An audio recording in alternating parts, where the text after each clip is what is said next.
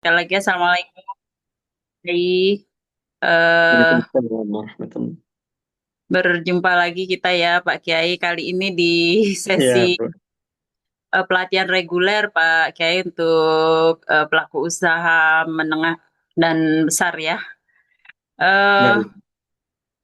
Baik, untuk menyapa dulu izin Pak Kiai para peserta Bapak Ibu semoga masih semangat ya. Baru materi kedua kali ini akan masuk ke materi tentang fatwa halal haram yang akan dibawakan oleh Bapak Kiai Haji Arwani Sairozi dari Cirebon yang sekaligus juga pengasuh pondok pesantren apa Pak Kiai? Mohon maaf saya Pesantren As-Salafi Babakan Ciwaringin. Asalafi Babakan Jiwaringin. Ya Bapak Iya, Ibu mungkin ada yang dari Cirebon bisa tuh siapa tahu iya, dekat ya Pak Kiai. iya, Pak Kiai Arwani juga salah satu pengurus di MUI. Ya betul ya Pak Kiai di betul. Komisi Komisi Fatwa. Fatwa MUI ya nih. Jadi buat Bapak Ibu yang tadi ada pertanyaan terkait fatwa halal haram. Tadi kalau nggak salah sekilas saya dengar ada Bapak siapa ya yang kalau ada karyawan yang non Muslim makan siang dia makan lauknya babi, daging babi Pak Kiai. Nanti dia akan kembali ke ruang produksi itu gimana gitu. Mungkin nanti bisa dijelaskan di sesi tanya jawab ya Pak Kiai. Boleh Yang nanti di sesi terakhir tanya jawab ya, ya, Bu. di sesi tanya jawab bisa dibahas mungkin ya. Bapak yang menanyakan tadi bisa ditanyakan lagi ya biar tidak lupa gitu. Baik Pak Kiai, kita waktunya sampai pukul 14.30, 2 jam. 14.15, Bu. Kalau nggak Oh, salah. 14.15 ya. 14.15, betul. Sesuai Oke. jadwal. Oh iya iya iya, maaf maaf. Iya, sampai 14.15. Ini Pak Kiai itunya slide-nya sudah normalnya sudah Ya, bisa atau sudah. Nanti oh, saya yang share oh, dari oke. sini. Baik, kalau misalnya nggak ini nggak apa-apa dari saya. Jadi dari Pak Kiai Dari, ya. dari saya nanti saya Oke coba. oke. Kalau bisa. Kalau ya, baik Pak Kiai. Silakan Pak Kiai, waktu dan tempat kami persilakan. Bapak Ibu jangan lupa absen dulu ya. Baik. Silakan Pak Kiai. Terima kasih, Bu Cahya. Bismillahirrahmanirrahim. Assalamualaikum warahmatullahi wabarakatuh. Hamdan wa syukran lillah. Salatan wa salaman ala rasulillah. Sayyidina Muhammadin ibn Abdullah wa ala alihi wa ashabihi wa mawalah. Rabbi syrah li sadri wa yassir li amri wa hlul 'uqdatam min lisani yafqahu qawli. Amma ba'd. Yang saya hormati Direktur Halal Institute beserta seluruh jajaran kepengurusan. Yang saya hormati Ibu Ayi sebagai MOT dan Ibu Cahya sebagai moderator pada sesi kali ini. Dan yang saya hormati Ibu Bapak para peserta pelatihan penyeliah halal yang Alhamdulillah pada siang hari ini kita dapat bermuajahah berjumpa melalui media Zoom meeting yang insya Allah kita akan berdiskusi sampai pukul 14.15 tentang konsep halal haram dalam perspektif Al-Quran dan As-Sunnah dan juga beberapa contoh fatwa Majelis Ulama Indonesia terkait dengan makanan, minuman, obat-obatan, kosmetik, dan jasa. Bapak Ibu para peserta yang saya hormati, pada saat ini kita melihat fenomena yang luar biasa sangat positif di negara kita di Indonesia terkait dengan program sertifikasi halal dan ini merupakan satu program yang sangat memberikan dampak positif bagi kita khususnya umat Islam di Indonesia. Dan berbicara tentang halal haram, tentang sertifikasi halal, ini sebenarnya terkait dengan ilmu fikih. Ini terkait dengan fikih. Makanya nanti pada sesi ini kita insya Allah akan membahas berbagai aspek yang terkait dengan sertifikasi halal dari perspektif konsep halal haram dalam agama Islam atau ajaran agama Islam. Tentu di antara kewajiban kita umat Islam adalah eh, menjalankan berbagai ajaran agama yang kita yakini, dan di antara ajaran itu adalah mengkonsumsi sesuatu yang halal dan mengenakan sesuatu yang suci. Nah, ini kaitan dengan sertifikasi halal dan tugas Bapak Ibu di kemudian hari sebagai penyelia halal di tempat masing-masing. Tentu program sertifikasi halal yang sekarang gencar dilakukan oleh pemerintah kita di Indonesia ini eh, ada satu payung hukum yang menaungi, yaitu ada Undang-Undang Nomor 33 Tahun 2014 yang direvisi dengan Undang-Undang Nomor 32 Tahun 2020. Ini merupakan satu terobosan yang luar biasa untuk melindungi konsumen Muslim di Indonesia. Dari undang-undang ini kemudian lahir ada satu badan yang menjadi garda terdepan untuk menangani isu halal, yaitu Badan Penyelenggara Jaminan Produk Halal, BPJPH, yang saat ini di era Presiden Prabowo Subianto menjadi satu badan setingkat kementerian. Dan badan ini dipimpin oleh Bapak Hasan Haikal atau yang dikenal dengan Babe Haikal ya. Nah, ini merupakan satu badan yang menjadi garda terdepan untuk menangani isu halal termasuk juga program sertifikasi halal.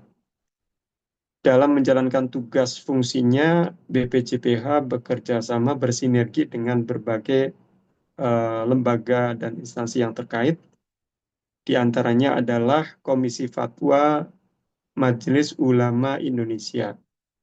Nah, ini yang akan menangani eh, kaitan dengan fatwa produk halal. Yang tentu fatwa produk halal ini menjadi pijakan BPJPH dalam mengeluarkan sertifikasi halal. Kemudian BPJPH juga bersinergi di antaranya dengan Badan Pengawas Obat dan Makanan atau BPOM. Dan ini tentu untuk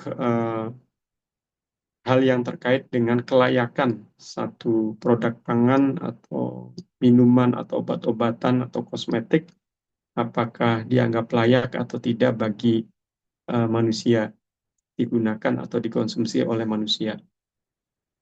Kemudian berbicara tentang konsep halal haram juga harus kita kaitkan dengan maqasid syariah, tujuan syariat. Para ulama memformulasikan maqasid syariah ini ke dalam 5 hal. Yang pertama, hifdzuddin, melindungi agama. Yang kedua, hifdzun nafas, melindungi nyawa. Yang ketiga, hifdzul akal, melindungi akal. Yang keempat, hifdzul mal, melindungi harta. Dan yang kelima, hifdzun nasab, melindungi keturunan. Hifdzuddin, melindungi agama.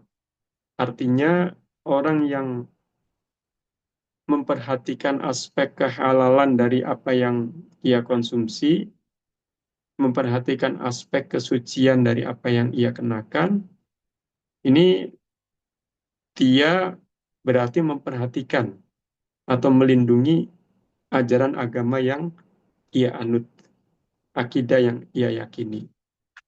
Termasuk bagian dari hifdzuddin atau melindungi agama juga adalah ketika seseorang mempelajari hal-hal yang terkait dengan konsep halal haram. Yang kemudian setelah dia paham, dia mengaplikasikan dalam kehidupan keseharian. Kemudian yang kedua, hifdzun nafas, melindungi nyawa.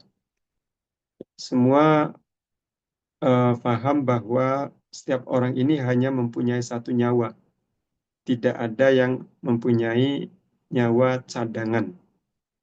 Nah, satu nyawa ini yang hanya satu-satunya tentu harus dijaga, jangan sampai sirna sia-sia. Nah, kaitan dengan hifdzun nafas atau melindungi nyawa ini, para ulama mengharamkan, misalkan racun. Racun ini membahayakan, mengancam nyawa seseorang. Maka sesuatu yang madorot, yang membahayakan, yang mengancam nyawa, baik itu dikonsumsi atau dikerjakan, itu hukumnya haram. Haram dikonsumsi, haram dilakukan. Sesuatu yang mengancam nyawa. Ini bagian dari hifdzun nafas, melindungi nyawa.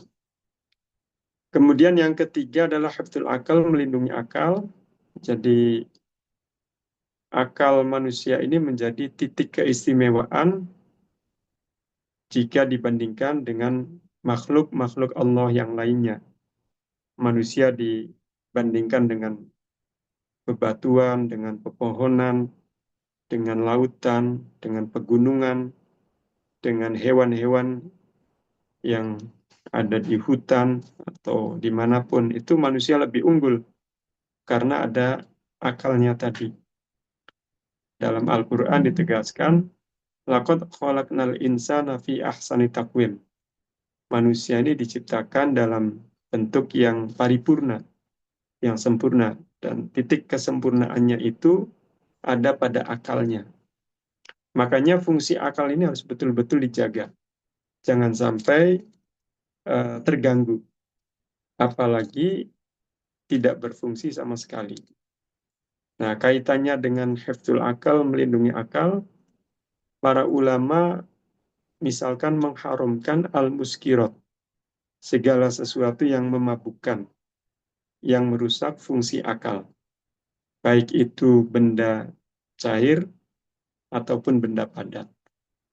Benda cair seperti minuman yang memabukkan dengan berbagai mereknya, kemudian benda padat seperti narkoba dan seperti daun ganja misalkan, dan yang lainnya, yang sejenisnya. Nah, ini kaitannya adalah untuk menjaga fungsi akal tadi. Karena dengan akal ini ternyata ya manusia bisa melakukan banyak terobosan dan inovasi selama dia hidup. Jadi banyak melakukan hal-hal yang luar biasa dengan akalnya. Bahkan dengan akalnya pun manusia yang bisa mengeksploitasi, mengalahkan, menundukkan makhluk-makhluk Allah yang lainnya yang ada di sekitarnya. Ya, kita bisa melihat seganas apapun hewan-hewan yang ada di hutan, ada misalkan serigala, ada harimau, ada buaya, itu oleh manusia bisa dieksploitasi, bisa ditaklukkan. Ya, buktinya kulitnya itu bisa jadi dompet, bisa jadi jaket, bisa jadi aksesoris yang digunakan oleh manusia. Nah, ini tentu dengan kecerdasan akalnya. Kemudian yang keempat adalah hifdzul mal, menjaga harta. Jadi harta yang kita miliki ini dalam pandangan Islam, dalam mentasarufkan itu harus pada manhaj tawassut, harus moderat. Moderat ini adamul israf wa taktir, tidak boleh boros dan tidak boleh pelit.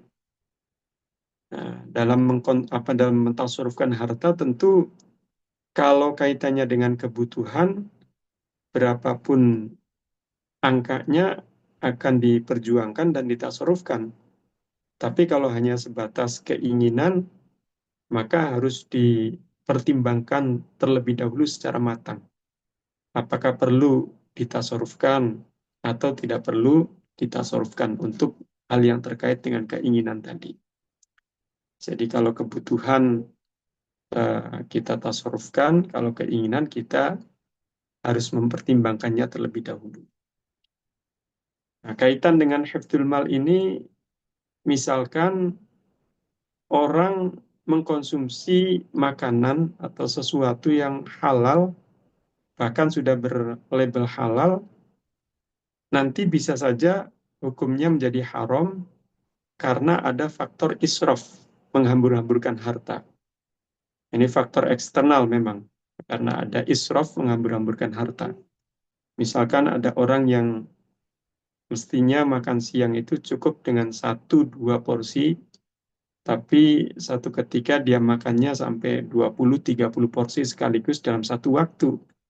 Nah, ini walaupun yang dikonsumsi adalah sesuatu yang halal, bahkan sudah berlabel halal, sudah ada sertifikat halal, tapi karena ada unsur israf, menghambur-hamburkan harta seperti tadi, hukumnya berubah menjadi haram.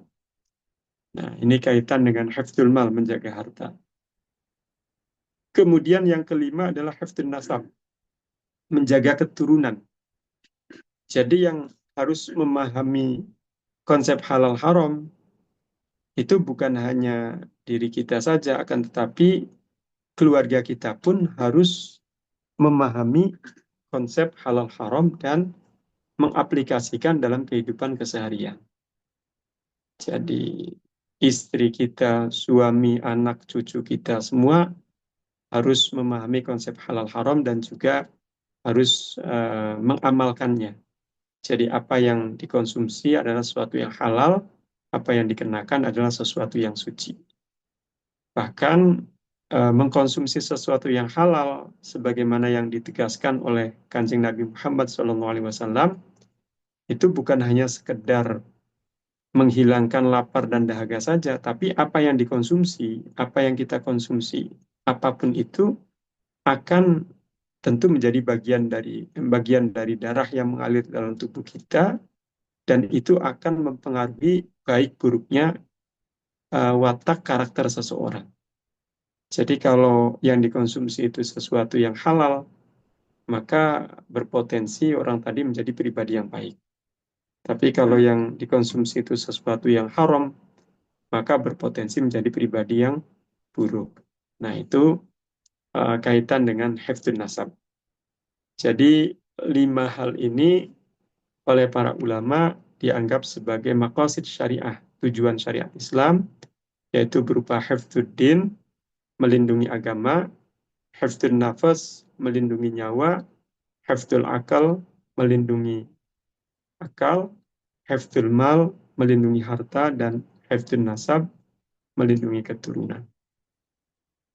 Masih kaitan dengan maqasid syariah, tujuan syariat Islam, ada beberapa kaidah yang juga saya kira penting untuk disampaikan dalam forum ini walaupun secara sekilas. Yang pertama dari beberapa kaidah, dari tiga kaidah yang saya cantumkan di sini, bahwa hukum Islam memiliki maqasid syariah atau tujuan baik secara detail maupun global. Ini contohnya misalkan tujuan hukum wajibnya zakat secara umum atau zakat fitrah secara khusus adalah mensucikan jiwa dan harta. Kalau zakat fitrah kan mengeluarkan makanan pokok pada malam hari raya Idul Fitri atau di bulan suci Ramadan. Nah, itu kita mengeluarkannya untuk orang-orang yang membutuhkan, yang masuk dalam kategori asnafuz zakat, 8 golongan penerima zakat. Kemudian kaidah yang kedua adalah kaitan dengan hierarki kemaslahatan. Ada tiga hierarki tingkatan, yaitu doruriyat primer, hajiyat sekunder, dan tahsiniyat tersier. Doruriyat primer ini sesuatu yang harus dipenuhi, jika tidak dipenuhi maka berakibat fatal. Hajiyat sekunder ini sesuatu yang sebaiknya dipenuhi, jika tidak dipenuhi maka menjadikan hidup tidak nyaman. Walaupun tidak fatal, tapi menjadikan tidak nyaman. Kemudian tahsiniyat ini yang tersier hanya pelengkap saja, untuk sebagai pelengkap penyempurna dari hajiyat sekunder dan doruriyat primer. Kalau kita kaitkan dengan contoh apa yang kita konsumsi sehari-hari, yang doruriyat atau primer ini seperti unsur karbo. karbohidrat seperti nasi atau jagung atau eh, sagu atau ubi-ubian atau gandum. Nah, orang menganggap karbo ini sebagai hal primer, daruriyat yang harus dipenuhi ketika dia makan sehari-hari. Kemudian yang hajiyat atau sekunder ini contohnya seperti lauk pauk. Ada ikan, ada daging, ada tahu tempe, ada telur, ada sayur, buah, dan seterusnya. Itu bagian dari hajiyat atau sekunder yang sebaiknya kita penuhi karena itu terkait dengan standar kesehatan, gizi kita, protein kita, dan semua yang dibutuhkan sehingga hidup menjadi nyaman. Kemudian yang tahsiniyat atau tersier, contohnya seperti kalau dalam konteks makanan, ada saus, ada kecap, ada kerupuk, ada sambal, ada bawang goreng. Nah, ini semua bagian dari tahsiniyat atau tersier yang tentu kalau ini terpenuhi akan menjadikan makan itu lebih lahap, lebih terasa nikmat. Kalau tidak terpenuhi ya tidak berakibat signifikan. Nah, itu tiga hierarki kemaslahatan, daruriyat primer, hajiyat sekunder, dan tahsiniyat tersier. Nah, dengan memahami hierarki kemaslahatan ini, ya tentu kita jangan kemudian menjungkir balikan skala prioritas ini. Jangan sampai yang tahsiniyat tersier kita perjuangkan mati-matian, sementara yang hajiyat sekunder dan yang daruriyat primer itu ala kadarnya apa adanya saja. Nah, ini tentu dalam pola berpikir kita harus betul-betul memperhatikan hierarki kemaslahatan ini. Kemudian kaidah yang ketiga adalah konsep maslahat. Konsep maslahat dan mafsadat menjadi salah satu pertimbangan istihad ulama dalam menetapkan hukum Islam. Artinya ketika para ulama beristihad melakukan istinbatul ahkam asyariyah, mengambil kesimpulan hukum fikih, atau termasuk juga ketika membahas fatwa produk halal, itu di antara hal yang menjadi pertimbangan adalah aspek maslahat dan mafsadat. Maslahat ini manfaat, mafsadat ini madarat atau bahaya. Jadi sejauh mana maslahatnya, manfaatnya, seperti apa mafsadat bahayanya, ini kadang menjadi salah satu hal yang dijadikan pertimbangan oleh para ulama ketika beristihad mengambil kesimpulan hukum fikih. Baik Bapak Ibu para peserta yang saya hormati, berikutnya ada al-ahkam asy-syar'iyyah, hukum-hukum syar'i. Ada 5, saya kira ini sudah sangat familiar. Ibu, Bapak, para peserta insya Allah sudah sangat memahami. Ada hukum wajib, sunnah, haram, makruh, dan mubah.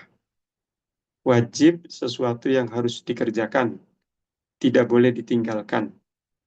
Sunnah, anjuran untuk mengerjakan. Haram, harus meninggalkan, harus ditinggalkan. Makruh, anjuran meninggalkan. Mubah, ini proses yang netral, tidak ada keharusan mengerjakan meninggalkan dan tidak ada anjuran mengerjakan meninggalkan. Contoh yang wajib seperti puasa di bulan suci Ramadan, menahan lapar dahaga, tidak makan minum di waktu tertentu selama 1 bulan di bulan suci Ramadan. Hukumnya wajib, artinya harus dikerjakan. Kalau ada orang Islam yang tidak berpuasa Ramadan, dia sadar, dia sengaja, dan tidak ada uzur syar'i, ya tentu hukumnya berdosa. Karena wajib ini harus dikerjakan, harus mengerjakan. Kemudian sunnah, tadi anjuran, hanya sebatas anjuran saja. Anjuran untuk meninggalkan. Kalau wajib, keharusan. Kalau sunnah, hanya anjuran. Nah, yang sunnah ini para ulama memberikan contoh yang sunnah. Di antaranya adalah mengawali buka puasa dengan sesuatu yang rasanya manis, seperti buah kurma misalkan. Makanya ketika bulan suci Ramadan tiba, di antara hal yang paling familiar, paling masyhur dicari oleh banyak orang adalah buah kurma, yang di situ akan digunakan untuk takjil mengawali buka puasa. Karena rasanya manis, akan mendapatkan kesunahan. Walaupun sebenarnya ya bukan hanya buah kurma yang sunnah untuk dijadikan takjil tadi. Bisa juga misalkan kolak yang manis juga, kolak pisang, kolak labu, atau minum sirup juga yang rasanya manis, itu juga sunnah. Kemudian yang ketiga adalah haram. Haram ini kebalikannya wajib. Kalau wajib harus dikerjakan, maka haram harus ditinggalkan. Nah, di antara contoh yang haram adalah haram mengkonsumsi sesuatu yang membahayakan. Haram sesuatu mengkonsumsi sesuatu yang najis. Haram mengkonsumsi sesuatu yang memabukkan. Nah, itu semua hukumnya haram. Kemudian makruh. Makruh ini anjuran untuk meninggalkan. Kalau haram kebalikannya wajib, makruh ini kebalikannya sunnah. Jadi hanya sebatas anjuran untuk meninggalkan. Para ulama memberikan contoh hukum makruh ini seperti mengkonsumsi sesuatu yang baunya menyengat ketika kita akan berkumpul dengan orang banyak. Ingin menghadiri resepsi pernikahan, atau menghadiri arisan, atau sholat berjamaah di masjid, atau sholat Jumat, dan seterusnya. Yang kita berkumpul secara fisik dengan orang banyak, itu kita makruh sebelum berangkat ke event-event tadi, kita mengkonsumsi sesuatu yang baunya menyengat, seperti bawang putih, bawang merah, jengkol, petai, dan buah durian misalkan. Karena tidak semua orang yang hadir di acara-acara tadi, yang bertemu secara fisik dengan kita, itu senang atau hobi makan durian atau jengkol atau bawang putih. Mungkin juga sebagiannya ada orang yang merasa terganggu atau tidak nyaman ketika mencium aroma jengkol atau aroma buah durian dan seterusnya. Makanya secara fikih ini dianggap makruh mengkonsumsi sesuatu yang baunya menyengat ketika kita ingin berkumpul dengan orang banyak. Kemudian yang kelima adalah mubah. Mubah ini tidak ada keharusan untuk mengerjakan atau meninggalkan, juga tidak ada anjuran untuk mengerjakan atau meninggalkan. Jadi kalau kita ilustrasikan Parsneleng dalam mobil atau kendaraan roda 4 ini dalam posisi netral, tidak maju, tidak mundur. Nah, ini contoh hukum yang mubah ini seperti makan, minum, tidur, ngobrol, semuanya hukumnya mubah. Artinya orang ingin makan boleh, tidak makan juga nggak apa-apa. Mau minum boleh, tidak minum nggak apa-apa. Mau ngobrol boleh, mau tidur boleh, tidak ngobrol, tidak minum juga, tidak tidur juga tidak apa. Nah, ini hukum mubah ya, boleh. Tapi nanti dari mubah ini, Bapak Ibu para peserta, bisa saja berubah dari mubah menjadi wajib. Bisa. Dari mubah menjadi haram juga bisa. Atau ke hukum-hukum yang lainnya juga bisa. Sebagai contoh, misalkan dari mubah berubah menjadi wajib. Misalkan ada orang yang oleh dokter atau ahli medis, ia divonis satu penyakit yang tidak boleh telat makan. Dia harus makan dan tepat waktu. Sebab kalau tidak, maka penyakitnya akan kambuh. Kalau sudah kambuh, maka berpotensi untuk parah dan mengancam nyawanya.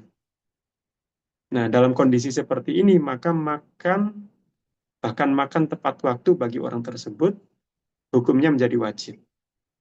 Nah, ini yang asalnya mubah, makan mubah berubah menjadi wajib. Kemudian ada yang mubah berubah menjadi haram. Nah, misalkan makan ini kan mubah, makan boleh, tidak makan juga nggak apa-apa. Tapi ketika objek yang dimakan itu adalah sesuatu yang membahayakan, atau objek yang dimakan itu adalah hasil yang didapatkan dengan cara yang haram, ya maka makannya ini berubah dari mubah menjadi haram. Nah, itu hukum mubah. Jadi nanti bisa juga berubah ke hukum-hukum yang lainnya. Ya, itu 5 hukum syar'i, wajib, sunnah, haram, makruh, dan mubah. Yang saya kira ini sangat terkenal dan insya Allah sudah sangat difahami. Berarti halal haram ini termasuk bagian dari al-ahkam asy-syar'iyyah, termasuk bagian dari hukum syar'i. Halal diperbolehkan, haram dilarang. Menjaga diri dari mengkonsumsi sesuatu yang haram adalah di antara cara hifdzuddin menjaga agama, hifdzun nafas menjaga nyawa, hifdzul akal menjaga akal, hifdzul mal menjaga harta, dan hifdzun nasab menjaga keturunan. Halal haram ini merupakan satu isu penting dalam Islam, khususnya terkait dengan maqasid syariah atau tujuan syariah. Baik, Bapak Ibu para peserta yang saya hormati, berikutnya kita akan melihat urgensi konsep halal haram dalam perspektif 3 barometer. Yang pertama ayat Al-Quran, kemudian As-Sunnah An-Nabawiyah, dan makalah ulama atau statement para ulama. Nah, kita akan melihat seberapa urgennya konsep halal haram ini. Sehingga di negara kita, di Indonesia, pemerintah saat ini gencar melakukan sertifikasi halal terhadap produk pangan, obat-obatan, kosmetik, dan jasa yang akan dipasarkan di tengah masyarakat Indonesia. Bahkan juga di berbagai negara berpenduduk mayoritas muslim lainnya, bukan hanya di Indonesia saja. Di berbagai negara yang berpenduduk mayoritas muslim, itu juga sama gencar dilakukan sertifikasi halal. Nah, kita melihat dari barometer yang pertama adalah ayat Al-Quran. Ada 2 ayat Al-Quran yang saya cantumkan di sini. Yang pertama, surat Al-Baqarah ayat 168. A'udzu billahi minasyaitonir rajim. Ya ayyuhan nasu kulu mimma fil ardi halalan thayyiba wa la tattabi'u khutuwati syaitan innahu lakum aduwwum mubin. Hai sekalian manusia, makanlah yang halal, lagi baik dari apa yang terdapat di bumi, dan janganlah kamu mengikuti langkah-langkah syaitan, karena sesungguhnya syaitan itu adalah musuh yang nyata bagimu.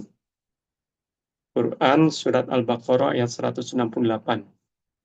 Dalam ayat ini ada penegasan halalan thayyiba, wajib atau harus mengkonsumsi sesuatu yang halal dan baik. Nah, para ulama memahami ayat ini sebagai salah satu ayat yang terkait dengan konsep halal. Nah, tadi karena ada lafaz atau kata halalan thayyiba tadi. Kemudian ayat yang kedua masih surat Al-Baqarah ayat 173. A'udzu billahi minasyaitonir rajim.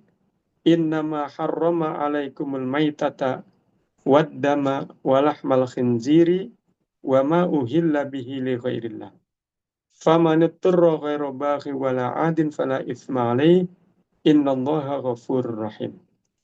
Sesungguhnya Allah hanya mengharamkan atasmu bangkai, darah, daging babi, dan daging hewan yang disembelih dengan menyebut nama selain Allah. Tetapi barang siapa terpaksa memakannya, bukan karena menginginkannya dan tidak pula melampaui batas, maka tidak ada dosa baginya. Sungguh Allah Maha Pengampun, Maha Penyayang. Nah, ayat yang kedua ini termasuk ayat yang terkait dengan konsep haram. Ada beberapa hal yang ditegaskan hukum haramnya melalui ayat tadi. Di antaranya adalah al-maitah, bangkai. Bangkai binatang, apalagi bangkai orang. Kemudian adam, darah, juga haram dikonsumsi. Kemudian lahmul khinzir, daging babi, juga haram dikonsumsi, penegasannya melalui ayat tadi, 173 surat Al-Baqarah. Kemudian wama uhilla bihi li ghairillah, daging binatang yang disembelih tidak secara syar'i.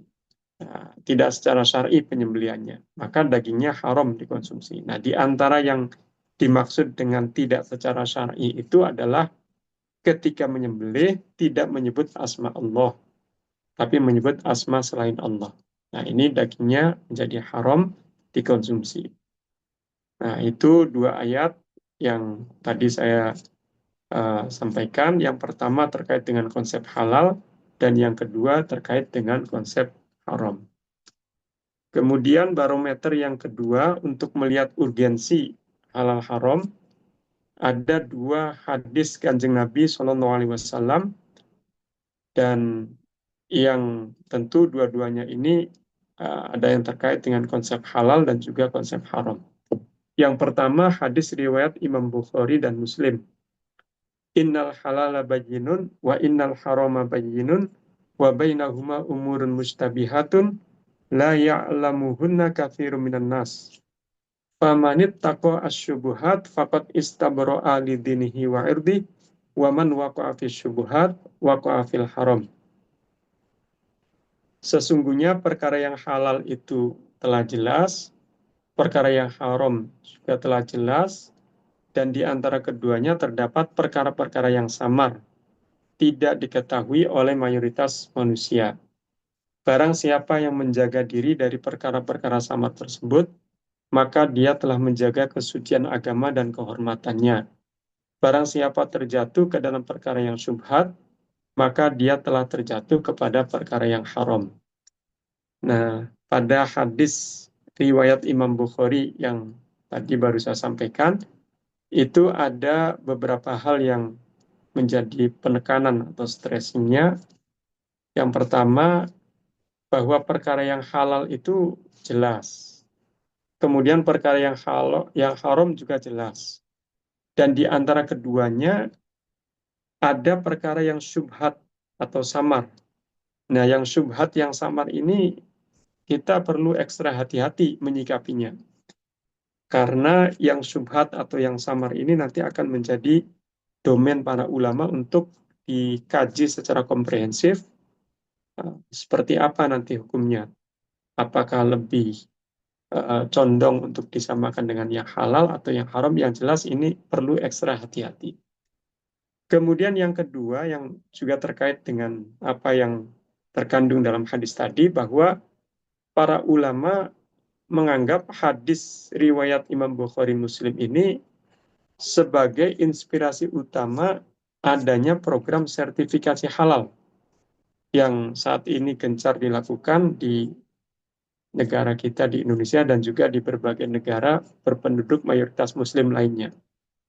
Jadi innal halala bayyinun wa innal harama bayyinun, yang halal jelas, yang haram jelas ini akan terjawentahkan ketika ada sertifikat halal pada kemasan produk-produk pangan, obat-obatan, kosmetik, dan jasa. Artinya apa? Ketika ada sertifikat halal di kemasan satu produk, maka konsumen atau pembeli ini menjadi yakin bahwa produk itu sudah sesuai dengan koridor syar'i. Bahkan orang yang awam sekalipun, awam dalam hal agama sekalipun, ketika dia ingin memilih produk yang sesuai dengan keyakinan, sesuai dengan ajaran agamanya, dia akan mudah untuk mengidentifikasinya dengan adanya sertifikat halal pada produk pangan atau apa yang ia butuhkan ya. Nah, ini jadi bagian dari inspirasi yang adanya program sertifikasi halal saat ini. Kemudian hadis yang kedua, ini diriwayatkan oleh Imam Muslim. Kullu dhinabin minas sibai wa kullu dhi mikhlabin minat thairi haramun. Setiap hewan buas yang bertaring dan unggas bercakar tajam, hukumnya haram. Jadi kalau hewan apapun yang kategorinya buas bertaring dan bercakar tajam, ini haram dikonsumsi dagingnya. Seperti burung gagak, burung elang, ini haram dikonsumsi dagingnya. Begitu juga dengan serigala atau buaya juga dagingnya haram dikonsumsi. Nah, hadis yang kedua ini terkait dengan konsep haram. Artinya ada beberapa hal yang ditegaskan hukum haramnya melalui hadis tadi.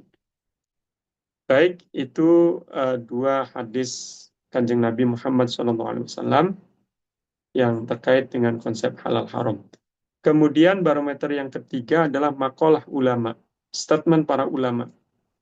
Di sini ada 3 makalah ulama yang saya cantumkan.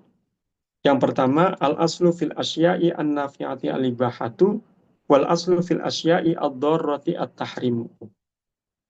Hukum asal sesuatu yang bermanfaat adalah halal, hukum asal sesuatu yang berbahaya adalah haram. Jadi, kalau kita menemukan sesuatu bermanfaat, nah ini hukum asalnya halal. Kita menemukan sesuatu berbahaya, hukum asalnya ini haram. Walaupun nanti pada tahap berikutnya atau pada konteks tertentu, yang asal ini bisa berubah hukumnya ke hukum yang lainnya. Atau bahkan sebaliknya. Dari yang halal menjadi haram, atau yang dari haram menjadi halal. Misalkan dalam konteks darurat. Ini seperti kaidah fikih yang kedua yang saya cantumkan di sini, ad-daruratu tubihul mahdurat. Keadaan darurat membolehkan kita melakukan atau mengkonsumsi sesuatu yang diharamkan. Nah, ini tapi konteksnya konteks darurat, artinya bukan konteks normal. Misalkan ada orang sedang makan, saking lahapnya dia makan sampai tersedak, jangankan menelan bernafas pun tidak bisa. Nah, kondisi tersedak ini sangat berbahaya. Kalau tidak segera ditangani, bisa saja dalam hitungan menit dia menjadi wafat. Almarhum, almarhumah, pindah alam. Karena tidak bisa bernafas. Makanya ketika tersedak, maka segera harus diatasi dengan minum air. Nah, kalau misalkan pada saat tersedak itu di sekitarnya tidak ada air yang suci, tidak ada air yang halal, maka dalam konteks darurat seperti tadi ya, apapun yang ada di sekitarnya, air apapun ya boleh dia konsumsi. Tapi tentu disesuaikan dengan tingkat kedaruratannya, hanya untuk menghilangkan kondisi tersedaknya saja. Nah, itu konteks daruratnya yang membolehkan kita melakukan atau mengkonsumsi sesuatu yang diharamkan. Kemudian kaidah fikih yang ketiga adalah idza stama'al halal wal haram ghulibal haram. Jika perkara halal dan haram berkumpul, maka yang dimenangkan adalah perkara yang haram. Nah, ini gimana maksudnya? Jadi misalkan nih ada orang punya potongan daging ayam. Potongan daging ayam hasil sembelian secara syar'i. Halal ini. Rencananya mau dimasak dan dikonsumsi. Kemudian pada saat yang sama, dia juga punya potongan daging ayam yang bangkai, misalkan ayam mati karena sakit.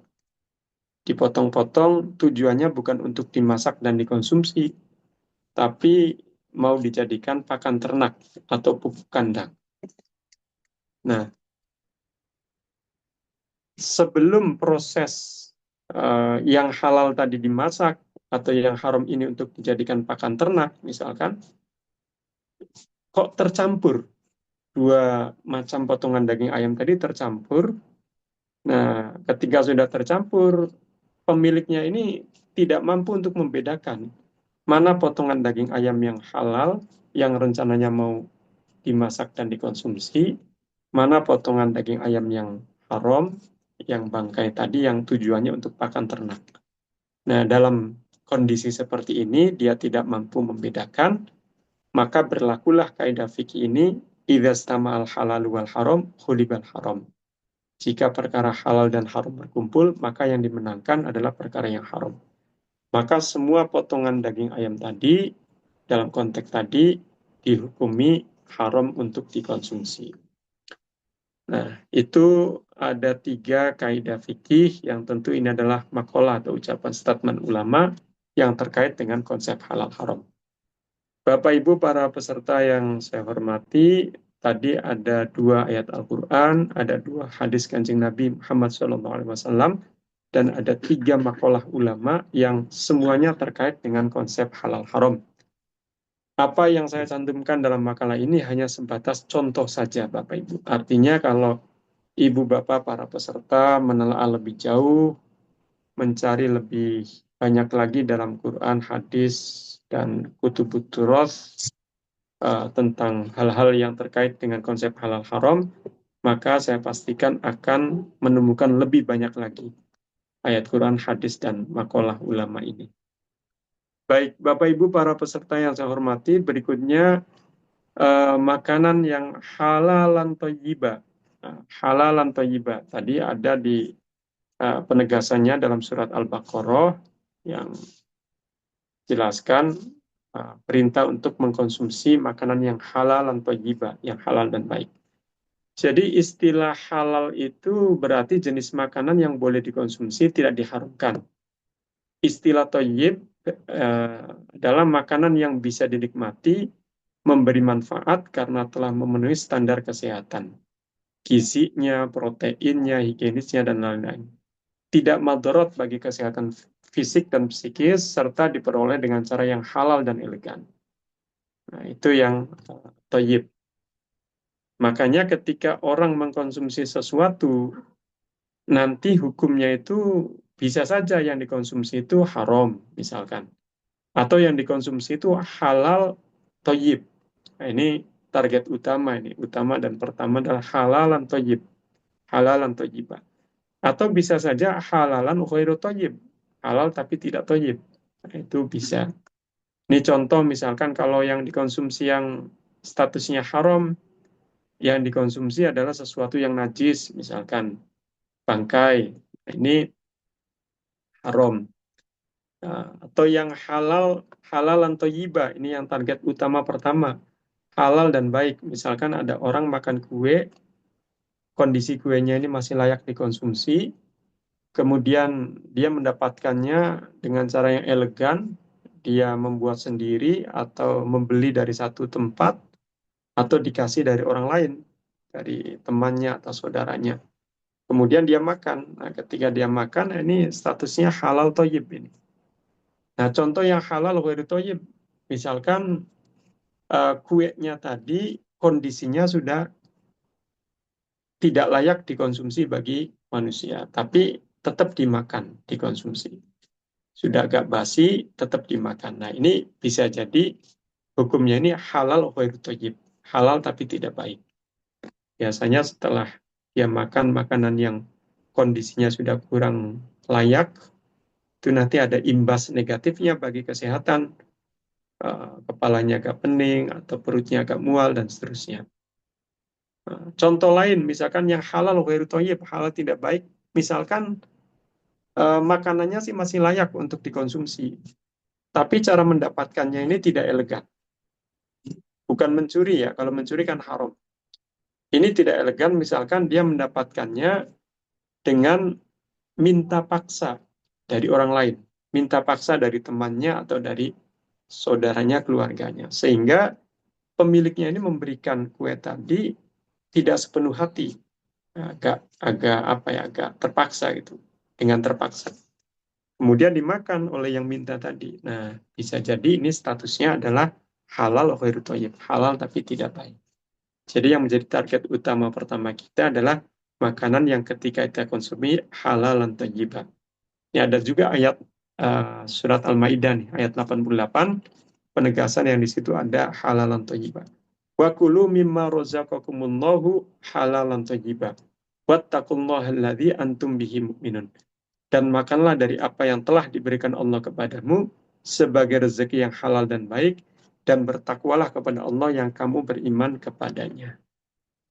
Baik, Bapak Ibu para peserta yang saya hormati, berikutnya ada sebab-sebab keharaman sesuatu.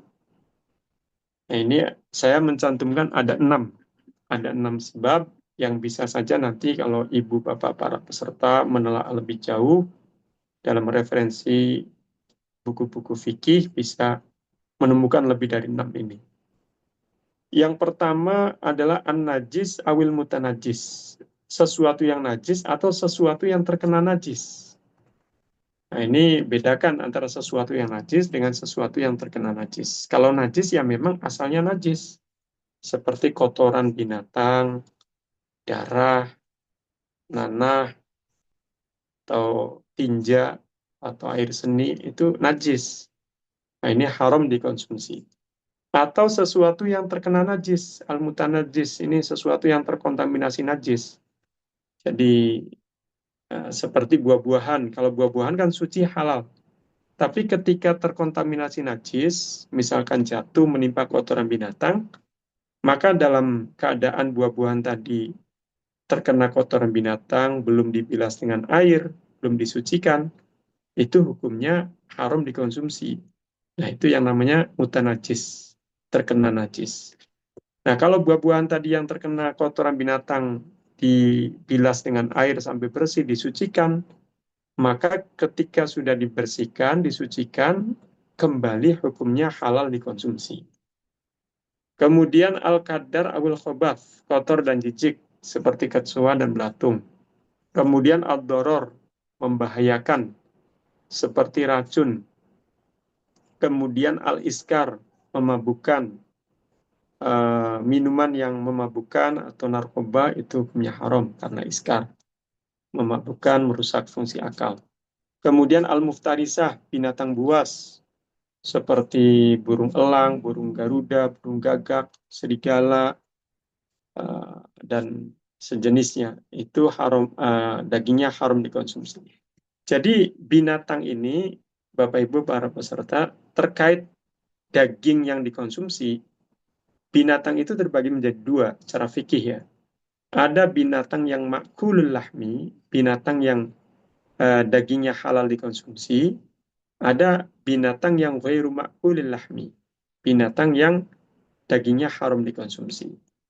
Nah, yang makulul lahmi, yang dagingnya halal dikonsumsi, seperti ayam, bebek, sapi, itu nanti harus melalui proses penyembelihan secara syar'i jika ingin dikonsumsi. Kecuali ikan ya, ikan, udang, cumi, itu tanpa disembelih. Nah, kalau yang ghairu ma'kulil lahmi, yang kedua tadi ya, binatang yang tidak boleh atau haram dikonsumsi dagingnya. Nah, seperti ini yang ada al-muftarisa, binatang buas, kemudian ada ini al-barmaiyah, binatang amfibi seperti katak dan sesilia. Ini juga dagingnya haram dikonsumsi.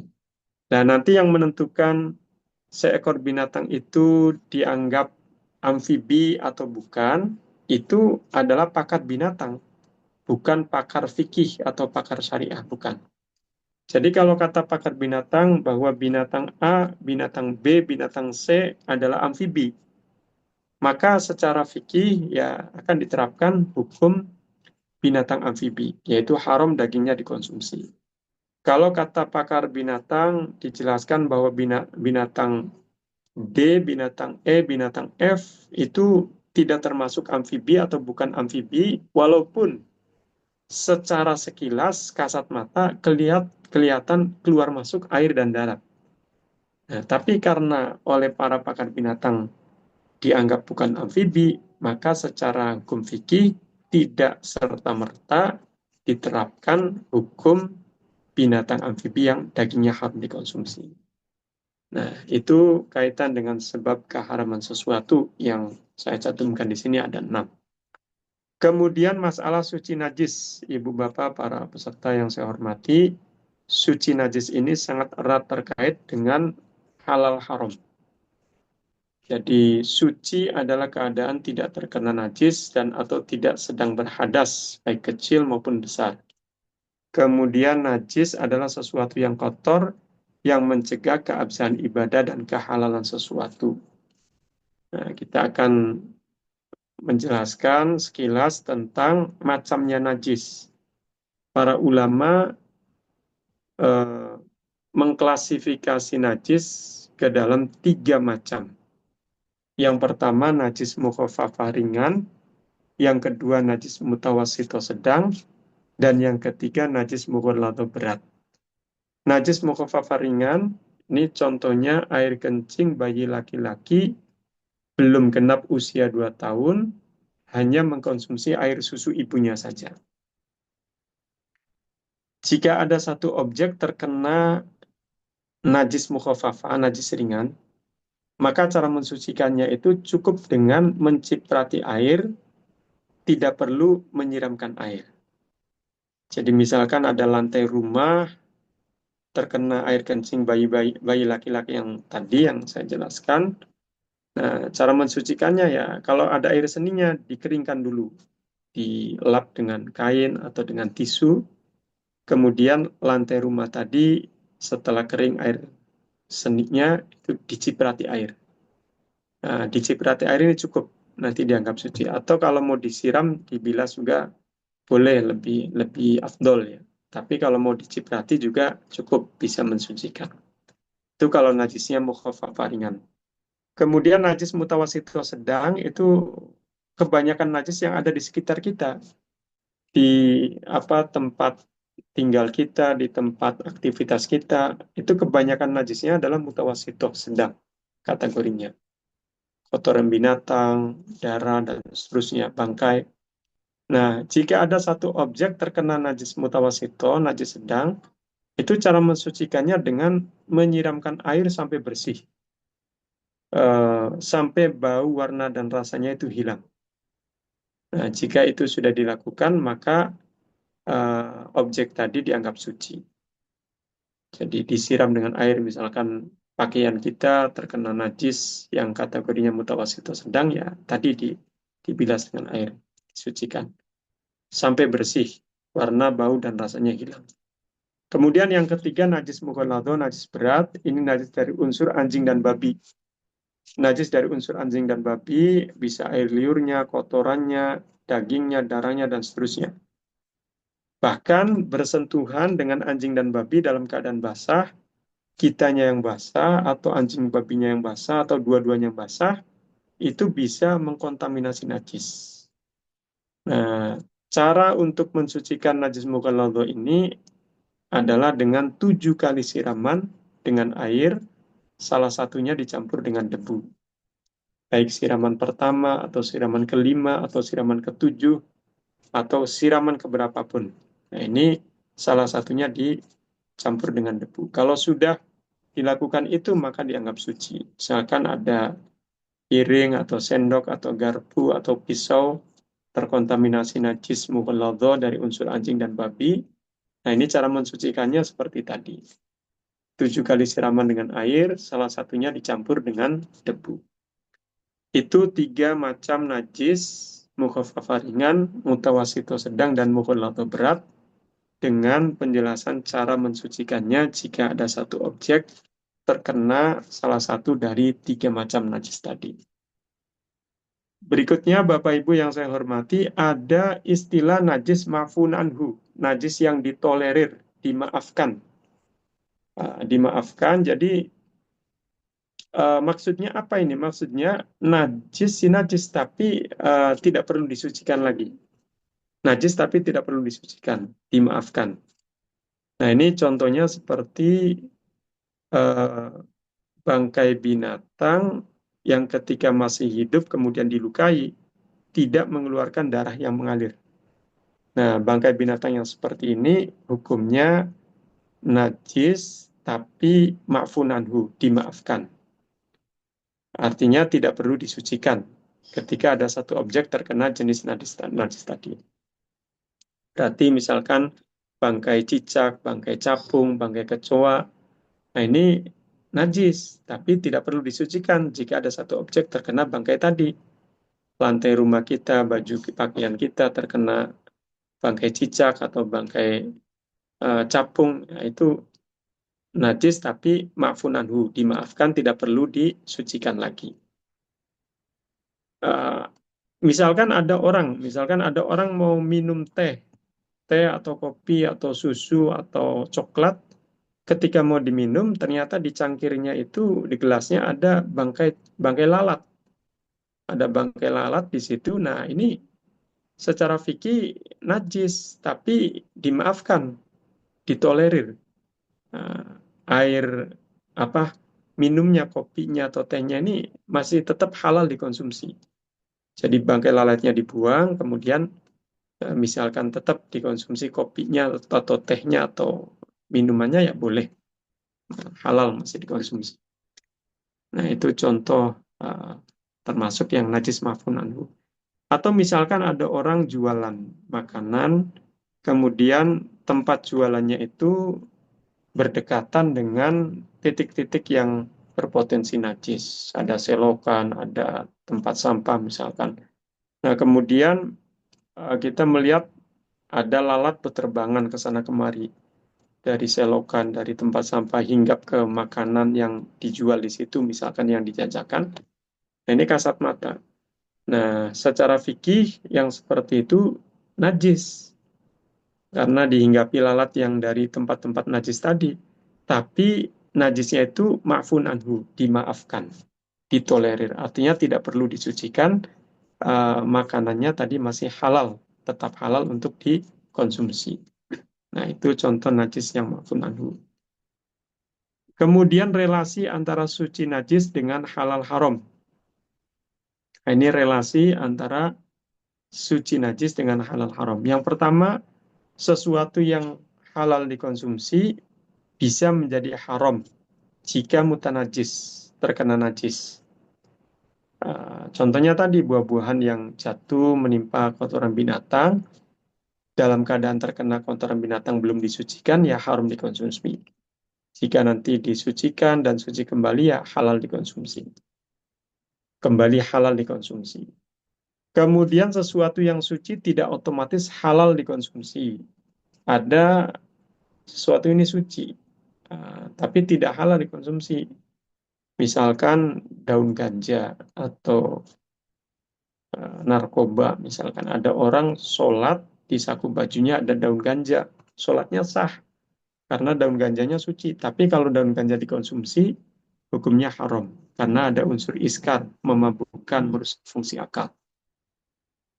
Kemudian relasi yang ketiga, halal haram identik dengan konsumsi, suci najis identik dengan pemakaian atau penggunaan. Walaupun istilah sertifikat halal itu mencakup sesuatu yang dikonsumsi dan juga mencakup sesuatu yang digunakan. Jadi kalau sertifikat halal yang dikeluarkan oleh BPJPH dan juga oleh beberapa lembaga di luar negeri ya, yang mayoritas berpenduduk Muslim itu juga punya lembaga halal yang mengeluarkan sertifikat halal. Nah, itu sertifikat halal itu bukan hanya untuk sesuatu yang dikonsumsi saja, akan tetapi juga ada yang sesuatu yang digunakan juga di labeli halal. Contohnya seperti kosmetik misalkan. Kosmetik ini ya tidak dikonsumsi, tapi harus diajukan sertifikat halal. Jangan sampai nanti kosmetik yang digunakan oleh perempuan yang muslimah itu ternyata bahan bakunya suatu yang najis, suatu yang haram. Nanti ini akibatnya fatal ketika perempuan atau orang yang menggunakan tadi melakukan sholat, maka di tubuhnya atau di pakaiannya ada sesuatu yang kategorinya najis, sehingga sholatnya itu dianggap tidak sah. Nah, ini makanya kosmetik perlu untuk diajukan sertifikat halal. Atau misalkan barang gunaan lain, contohnya seperti freezer atau lemari es. Nah, ini juga ada yang berlabel halal. Nah, ini maksudnya apa? Ya, karena menurut pakar elektronik bahwa freezer atau lemari es kulkas ini ada unsur pendinginnya, komponen pendinginnya itu ada yang terbuat dari unsur babi, ada juga yang terbuat bukan dari unsur babi. Jadi kalau komponen pendingin dalam freezer atau lemari es itu terbuat dari unsur babi, maka akibatnya fatal. Nanti bisa mengkontaminasi najis sesuatu yang ada di dalamnya. Buah-buahan, sayur-sayuran, daging-dagingan, makanan yang ada di dalamnya itu bisa terkontaminasi najis, dan najisnya ini najis mughalladhah, najis berat dari unsur babi.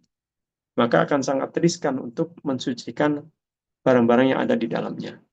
Makanya kalau freezer, lemari es, kulkas yang komponen pendinginnya itu dari unsur babi, ya tentu tidak bisa mendapatkan sertifikat halal dari BPJPH. Tapi kalau yang ada logo halal pada freezer, lemari es, kulkas ini, ya sudah dipastikan bahwa komponen pendinginnya itu tidak terbuat dari unsur babi. Nah, itu terkait tiga relasi suci najis dengan halal haram. Berikutnya, bagian terakhir dari makalah saya adalah tentang fatwa. Fatwa hukum Islam atau fikih. Fatwa adalah eh, hukum fikih, hukum Islam yang dikeluarkan oleh ulama, yang ditetapkan oleh ulama atas untuk menjawab satu pertanyaan. Nah, ini yang menetapkan, yang mengeluarkan fatwa itu bisa ulama secara perorangan, bisa juga secara lembaga. Lembaga seperti Komisi Fatwa Majelis Ulama Indonesia.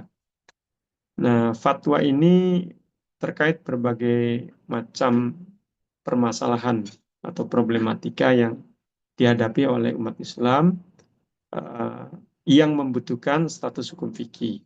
Tentu bisa ditanyakan kepada para ulama. Nah, ada kaitan dengan hukum keluarga, hukum warisan, hukum perniagaan, dan lain sebagainya. Nah, tapi khusus fatwa produk halal itu yang berwenang untuk mengeluarkan dan boleh untuk membahas dan mengeluarkannya itu hanya dua lembaga. Yang pertama adalah Komisi Fatwa Majelis Ulama Indonesia, yang kedua adalah Komite Fatwa BPJPH.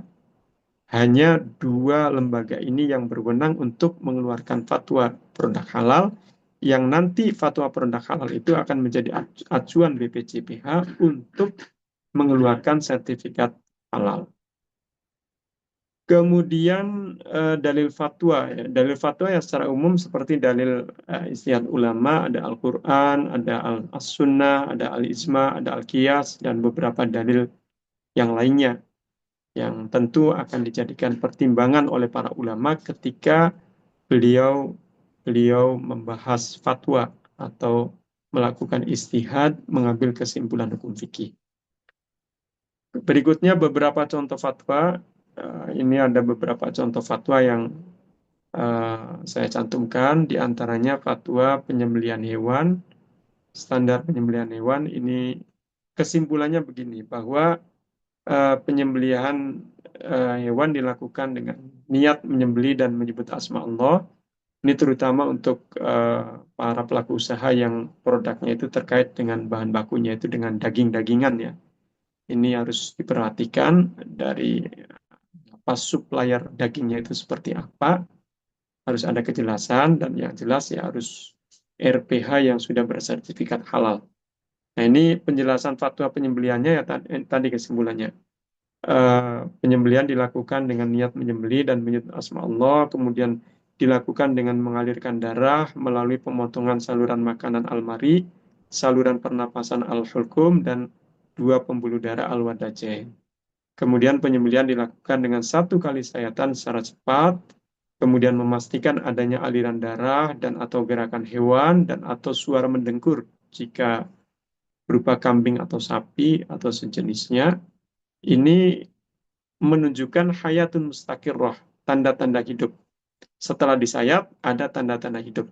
Kemudian terakhir memastikan matinya hewan tadi disebabkan oleh penyembelihan tadi. Artinya setelah disayat kemudian kelepek-kelepek, ya, ada gerakan-gerakan, ada darah mengalir deras, sampai terdiam kaku.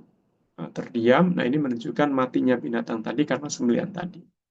Kemudian standar penyembelihnya beragama Islam dan sudah akil baligh. memahami tata cara penyembelihan secara syar'i. Kemudian standar alat penyembelihannya apapun boleh, yang penting tajam, kecuali kuku, gigi atau taring dan tulang. Ini yang nggak boleh itu kuku, gigi atau taring dan tulang. Jadi apapun boleh, misalkan ada besi, ada kaca, ada kayu yang tajam, seperti kayu bambu itu, pohon bambu itu tajam, ya bisa untuk penyembelihan secara syar'i. Baik, kemudian fatwa berikutnya tentang alkohol. Ini banyak orang yang rancu memahami apa itu al-khamru, apa itu alkohol. Nah, al-khamru adalah minuman yang memabukkan terbuat dari apapun. Dari perasan buah anggur, dari bahan baku apapun. Kalau itu berupa minuman yang memabukkan, maka itu adalah al-khamru. Hukumnya najis dan haram dikonsumsi. Adapun alkohol sesuai dengan Fatwa nomor 11 tahun 2009 ini dijelaskan ada dua macam. Ada alkohol hasil samping industri khamr, ada alkohol bukan hasil samping industri khamr. Alkohol yang hasil samping industri khamr adalah alkohol yang didapat dari satu perusahaan, satu pabrik yang memproduksi minuman yang memabukkan, kemudian pada saat yang sama juga memproduksi alkohol untuk diperjualbelikan. Nah, alkohol yang didapat dari perusahaan seperti ini termasuk kategori alkohol hasil samping industri khamr, hukumnya najis dan haram dikonsumsi. Kemudian jenis alkohol yang kedua adalah alkohol bukan hasil samping industri khamr. Ini alkohol yang didapat dari perusahaan atau pabrik yang hanya memproduksi alkohol untuk kepentingan medis misalkan atau kepentingan industri yang lainnya, tidak memproduksi minuman yang memabukkan. Nah, alkohol yang atau misalkan dari fermentasi secara alamiah buah-buahan yang sudah masak. Nah, ini alkohol yang seperti ini kategorinya alkohol bukan hasil samping industri khamr, hukumnya suci.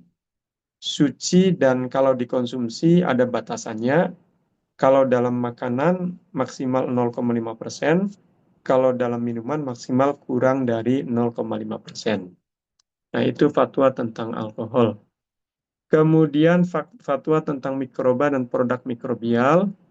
Eh, saya kira ini sudah banyak, sudah menjadi hal yang lumrah menggunakan mikroba dan produk mikrobial pada proses produksi makanan, minuman, obat-obatan, dan kosmetik. Nah, ini fatwa MUI terkait mikroba dan produk mikrobial.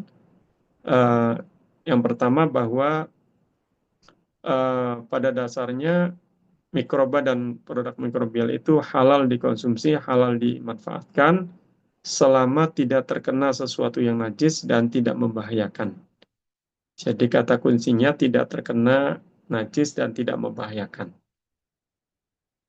Sekarang kalau mikroba itu tumbuh pada media pertumbuhan yang najis, bagaimana hukumnya? Nah, dalam fatwa ini dijelaskan eh, jika mikroba tadi bisa dipisahkan dari medianya yang najis, kemudian disucikan dengan dibilas dengan air, maka jika sudah melewati proses tadi, mikroba dianggap halal dikonsumsi, halal digunakan.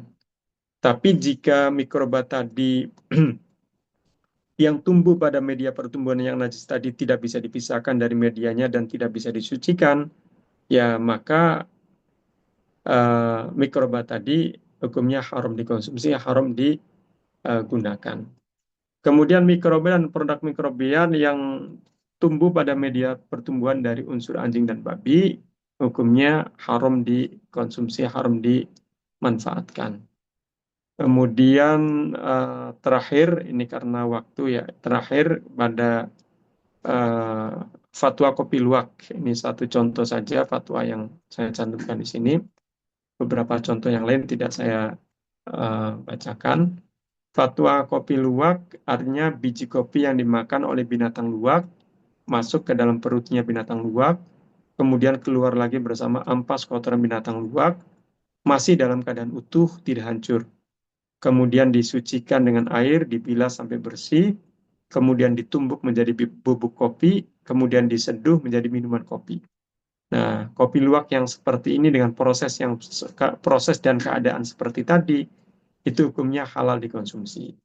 Tapi jika biji kopi yang keluar bersama kotoran binatang luwak itu sudah hancur, maka tidak bisa diproses, tidak halal untuk dikonsumsi. Baik, Bapak Ibu para peserta, itu sebagai prolog untuk diskusi kita tentang konsep halal haram dan juga fatwa Majelis Ulama Indonesia terkait pangan, obat-obatan, kosmetik, dan jasa. Kita masih ada waktu kurang lebih 25 menit ke depan, bisa kita gunakan untuk diskusi tentang topik ini. Saya serahkan waktunya kepada Ibu Cahya sebagai moderator pada sesi kali ini. Baik, terima kasih Pak Kiai atas paparan materinya. Mungkin sebelum, wah penanyanya udah banyak sekali ya. Mungkin ke pertanyaan yang tadi Pak Kiai, kebetulan itu pertanyaannya pending tadi di materi pertama. Yang tadi misalnya ada karyawan yang saat break makan siang mengkonsumsi makan siangnya dengan lauk daging babi, kemudian dia masuk ke ruang produksi, eh, itu gimana cara Baik, mencegah terjadinya kontaminasi gitu? baik. Pertama perlu saya sampaikan bahwa karyawan atau para pekerja di tempat perusahaan Bapak Ibu para peserta ya siapapun boleh selama itu sudah memenuhi standar yang dibutuhkan di perusahaannya. Artinya tidak harus seorang muslim ya. Siapapun boleh, non-muslim pun boleh. Tapi kalau kaitan dengan nanti produk yang diproduksi oleh Bapak Ibu, perusahaan Bapak Ibu itu mengajukan sertifikat halal dan mendapatkan sertifikat halal, tentu harus ada aturan tambahan. Aturan tambahan yang misalkan kalau karyawan non-muslim ketika waktu istirahat kemudian makan, waktu makan kemudian makan dan mengkonsumsi babi atau sesuatu yang najis menurut perspektif syariat Islam, maka harus ada prosedur misalkan setelah selesai makan yang haram atau yang najis tadi menurut perspektif Islam, dia harus mensucikan eh, tangannya atau taruhlah anggota tubuhnya atau peralatan makannya yang tadi terkontaminasi najis tadi dengan cara yang sesuai dengan fikih tadi. 7 kali siraman, kemudian salah satunya dicampur dengan debu. Jadi memang harus ada aturan tambahan, Bapak Ibu. Agar apa? Agar nanti sertifikat halal yang didapat oleh perusahaan Bapak Ibu ini eh, terus menjaga aturan-aturan yang berlaku. Nah, karena kaitan dengan yang najis mukhalladho yang najis berat tadi kan cara mensucikannya ada cara tersendiri. Jadi ada aturan tambahan mungkin Bu di perusahaan ada teknis ketika orang terkena najis berat kemudian disediakan tempat untuk pensuciannya di lokasi di area perusahaan yang Bapak Ibu di situ. Baik, Ya, Pak Kiai, terima kasih. Mungkin ini ya perlu disosialisasikan ke karyawan khususnya yang non-Muslim ya Pak Kiai. betul. Ketika mereka mengkonsumsi ya hal-hal yang Yang najis ya daging babi lah contohnya. ya, Assalamualaikum. baik Pak Kiai, terima kasih. Kita ke semoga yang tadi bertanya di materi sebelumnya sudah cukup jelas ya Bapak. Kita ke penanya yang resen. Silakan Ibu Isma Amelia. Assalamualaikum Bapak, Waalaikumsalam. Waalaikumsalam. izin bertanya Pak, saya kan bekerja di industri Silakan. tekstil ya Pak. Nah, untuk Baik, proses tekstil ini dari mulai pembuatan benang, bahan baku ke sampai kain jadi. Nah, di tengah-tengah itu ada gudang Pak, misalkan kain baik, setengah matang itu Pak. Pada saat di gudang, di kantor kami itu banyak binatang liar seperti kucing ya Pak. Bahkan pernah baik, mungkin ada kucing yang melahirkan atau bahkan yang kencing di kain setengah jadi itu. Nah, lalu pada proses selanjutnya ada proses pemasakan gitu Pak, pemanasan, baik. pencucian. Apakah itu masih bisa dikategorikan kain kita itu bisa suci kembali atau tidak Pak? Begitu. Terima kasih. Ya, Baik. silakan Pak Kiai. Langsung saja ya Bu Iya, Cahya. silakan langsung saja Pak Kiai. Baik.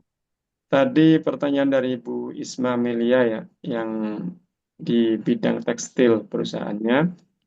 Jadi yang kaitan dengan najis ini juga perlu diperhatikan, Bu. Jadi kain ini kan tidak untuk dikonsumsi, tapi untuk digunakan. Nah, ini aspek kesuciannya yang perlu diperhatikan.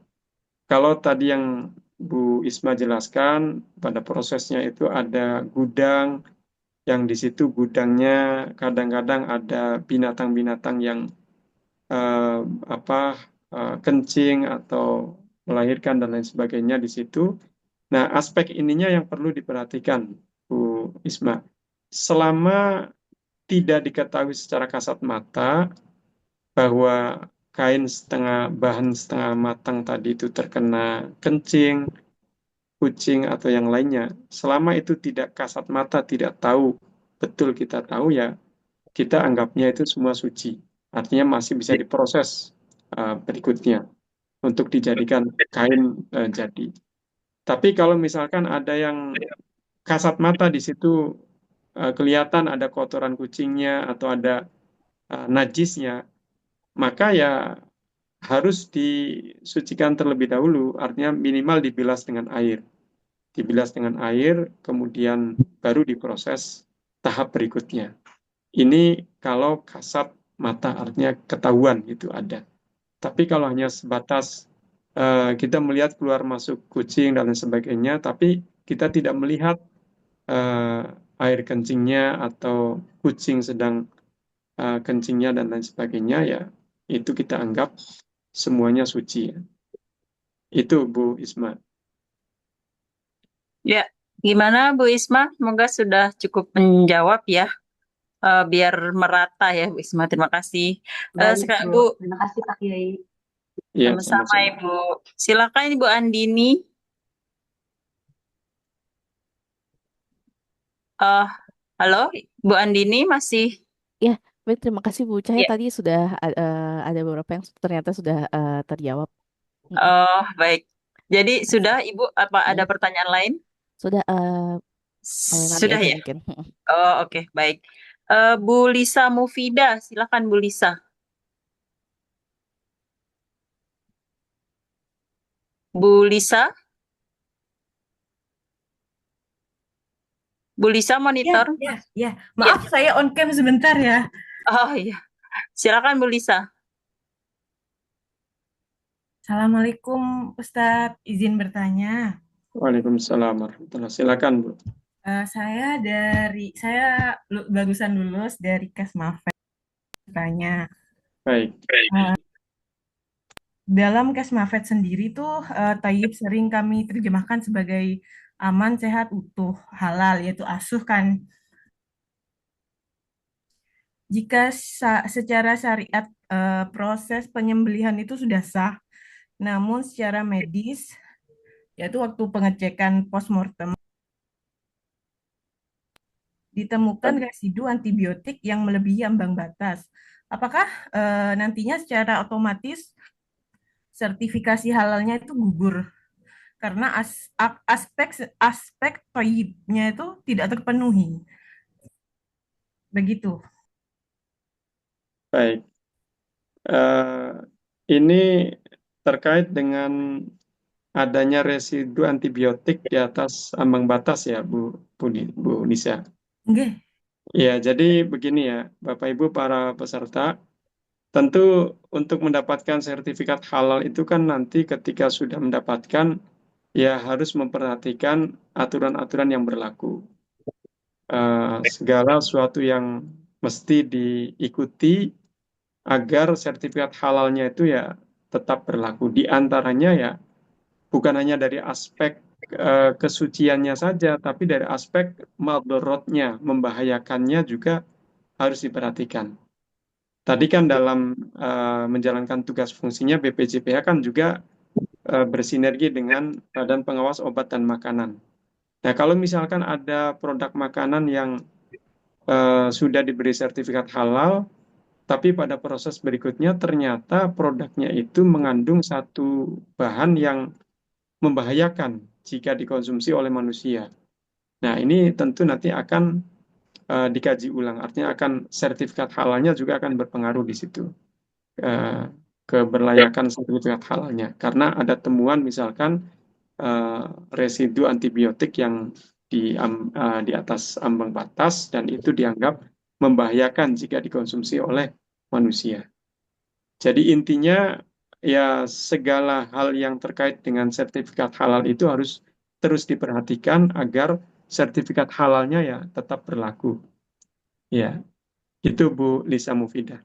Dan saya sebenarnya dari aspek fikih ya nanti Bu Lisa bisa menanyakan pada narasumber lain yang terkait dengan teknis pengajuan sertifikat halal yang ketika misalkan sudah mendapatkan kemudian ada hal yang bertentangan dengan aturan. Itu bagaimana? Apakah nanti akan dicabut atau ditangguhkan atau seperti apa Ya, sertifikat halalnya? iya betul. Iya begitu ya Bu Lisa, besok insya Allah di materi SJPH dan materi-materi selanjutnya, karena ini teknis ya, nanti bisa ditanyakan lagi ya Bu Lisa kalau misalnya kurang lengkap atau kurang jelas. Baik, Baik, baik, terima kasih. terima kasih Bu. Silakan Pak Kartiko.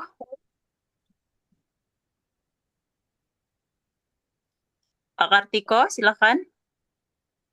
Sorry, sorry. Baik, terima kasih. Assalamualaikum warahmatullahi wabarakatuh. Waalaikumsalam. Waalaikumsalam. Mohon maaf, Pak, saya mau bertanya tadi di penjelasan Pak Yai yang di depan tentang halal haram, korelasinya dengan halal haram. Relasinya dengan Pak. Halal haram, halal dan haram. Oh baik, baik. Jadi begini, ini kasus saja nih. Misalkan ini Pak, misalkan ada sebuah produk makanan yang non halal, berarti haram Pak ya. Kemudian dia Baik. mendekati kadaluarsa atau kadaluarsa sehingga dimusnahkan. Tapi dalam pemusnahannya ternyata produk barang yang nyata-nyata haram tadi digunakan sebagai pakan ternak, misalkan Pak. Dan pakan ternak itu misal, ini contoh, saya nggak tahu realitanya benar ada apa enggak, tapi kayaknya Baik. ada. Ternyata digunakan untuk pakan ternak seperti ikan, ayam, atau yang lain. Padahal secara defaultnya kan ternak tadi harusnya halal ya. Nah, Baik. kemudian kalau terjadi kasus kayak seperti itu, kehalalan dari ternak yang diberikan pakan tadi bagaimana, Pak? Itu Baik. kan. Ya, Pak Kartiko tadi ya. Jadi ada produk makanan non halal yang karena sudah kadaluarsa kemudian dimusnahkan. Nah, cara pemusnahannya itu dengan dijadikan pakan ternak. Ya, kurang lebih seperti itu ya, Pak Kartiko. Nah, Betul. ya, ini begini ya. Ternak yang diberi pakan sesuatu yang najis itu ketika ternak tadi dipanen, hukumnya tetap halal untuk dikonsumsi. Tentu dengan catatan tidak membahayakan ya. Artinya setelah diberi pakan misalkan bangkai atau diberi pakan tadi yang makanan non halal yang kadaluarsa, kemudian sudah saatnya dipanen ternaknya tadi, nah ini halal boleh dikonsumsi ternaknya ini. Tapi ya dengan catatan tidak ada yang tidak membahayakan ketika dikonsumsi. Ini kalau dalam fatwa MUI yang sudah ada itu ternak lele Pak Kartiko dan Bapak Ibu. Ternak lele yang diberi pakan sesuatu yang najis, misalkan bangkai. Nah, itu ketika lele ini dipanen, itu tetap halal dikonsumsi.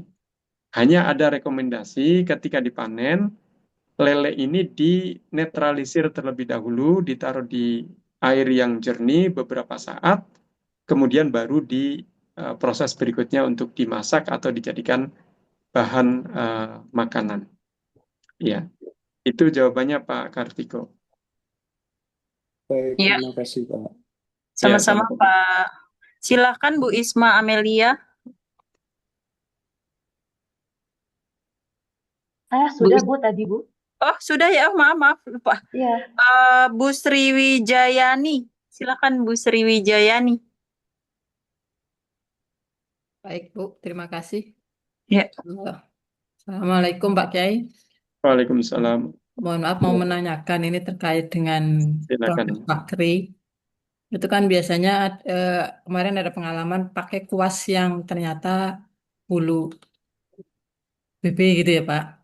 Baik, Itu solusinya kan kalau sudah kena, itu kan semuanya terkena najis. Apakah itu harus semua dicuci dengan cara sesuai dengan syariat atau bagaimana? Karena kan itu udah produk lama. Itu karena Baik. kemarin ketika direkomendasikan dari kami itu untuk semuanya harus dicuci ini, kemudian mereka keberatan. Nah itu solusinya bagaimana gitu Pak. Terima kasih. Baik. Ini produknya Patri, roti ya, Bu? iya Bakery. roti. Baik, ya. Ini Bu Sriwijayani tadi betul ya. Jadi kuas itu ada yang terbuat dari bulu babi, ada yang selain dari bulu babi. Nah, ini yang dari bulu babi ini yang fatal akibatnya jika digunakan untuk salah satu tahapan proses produksi apakah makanan atau minuman atau kosmetik atau yang terkait yang halal. Jadi kalau misalkan roti, ya, bakery atau yang sejenisnya seperti bolu atau martabak atau kue pukis. Nah, ketika dioles menggunakan kuas yang terbuat dari bulu babi, misalkan untuk mengoles selai atau madu atau coklat atau keju dan yang lainnya, ini akibatnya fatal. Akibatnya fatal artinya apa? Artinya roti tadi itu terkontaminasi najis atau martabak tadi terkontaminasi najis dan najisnya ini najis mughalladhah. Nah, cara mensucikannya pasti riskan karena ini kan makanan ya, roti atau eh, kue martabak atau pukis. Masa dibilas 7 kali salah satunya dicampur debu kan nggak mungkin. Makanya kalau berubah seperti itu ya sudah. Kalau sudah terkontaminasi ya sudah selesai. Nggak bisa diproses berikutnya karena terkontaminasi najis mughalladhah, najis berat. Yang perlu diperhatikan dan harus dilakukan adalah menggunakan kuas yang bukan dari bulu babi. Nah, itu Bu Sriwijayani. Jadi Ya, di perusahaan Bu Sriwijayani yang memproduksi roti atau makanan tadi ya, pastikan kuasnya itu bukan dari bulu babi. Itu. ya mohon maaf Pak. Karena terkait dengan roti itu kan ataupun kue kering atau yang lain itu biasanya kan alat-alatnya juga dioles Pak. Kayak loyang, kayak apa namanya tempat-tempat itu juga kan dioles. Berarti otomatis kan semuanya Betul. terkena, tidak hanya makanannya saja. Itu berarti semuanya harus dicuci juga kan semuanya. Iya, kalau alat peralatan tadi, alat produksi masih bisa dimanfaatkan, masih bisa digunakan, tapi disucikan terlebih dahulu. Jadi alat loyang dan yang lainnya yang dibersihkan pakai kuas tadi ya disucikan dengan 7 kali siraman, salah satunya dicampur dengan debu. Nah, kalau itu masih bisa. Tapi kalau yang sudah produk jadinya, nih mohon maaf, kalau misalkan kayak martabak yang kue pukis misalkan dioles pakai kuas tadi, dioles coklat atau keju atau apa, nah ini akibatnya fatal ya, akhirnya tidak bisa dilanjut. Tapi kalau alat produksinya tadi betul bisa disucikan. Tapi setelah tahu bahwa itu dari bulu babi ya sebaiknya diganti dan harus diganti dengan yang bukan dari bulu babi.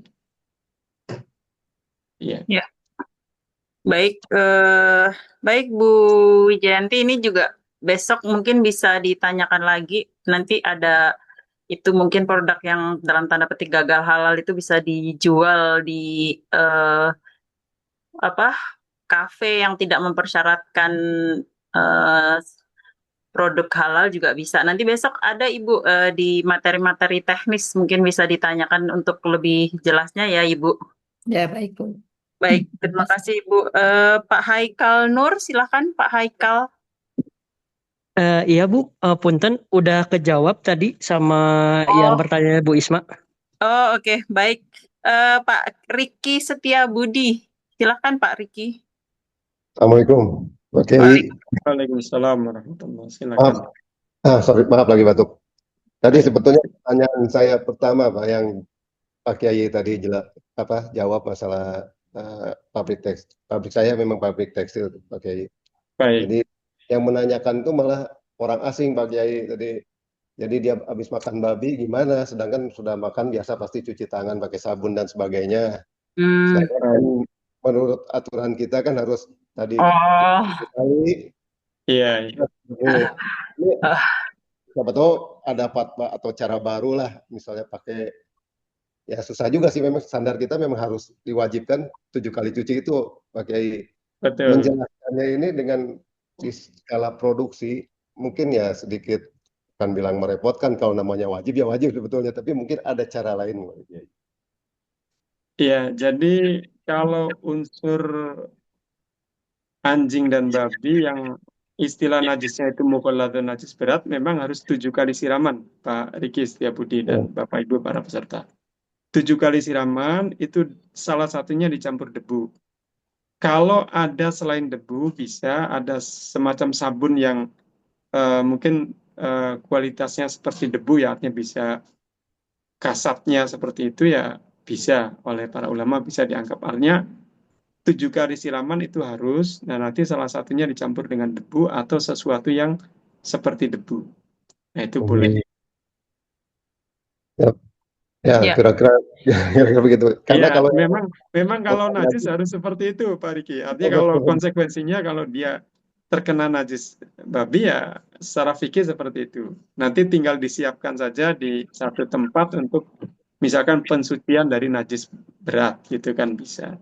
betul. Kalau mutanajis sendiri, oke, yang contoh tadi yang Ibu Isma tanyakan kan misalnya kena kencing kucing, kita masih dalam proses selanjutnya dengan pencucian di mesin aja udah selesai, berarti bisa suci lagi Iya, ya. asal airnya, pastikan airnya itu kategori air yang volumenya banyak. Nah, air volume banyak kalau dalam fikih itu ya 270 liter atau lebih. Itu dianggap banyak. Artinya dengan volume air banyak, kemudian proses berikutnya, taruhlah dibilas sekaligus pada proses berikutnya. Nah, itu bisa. Asal airnya itu air yang volume banyak, atau bahkan kalau ada proses air mengalirnya itu malah lebih clear lagi. Oke, paham Ya. Pak Kiai. Terima kasih. Iya, sama-sama. Terima kasih, Pak Riki. Baik, silakan Pak Iqbal Khairuddin.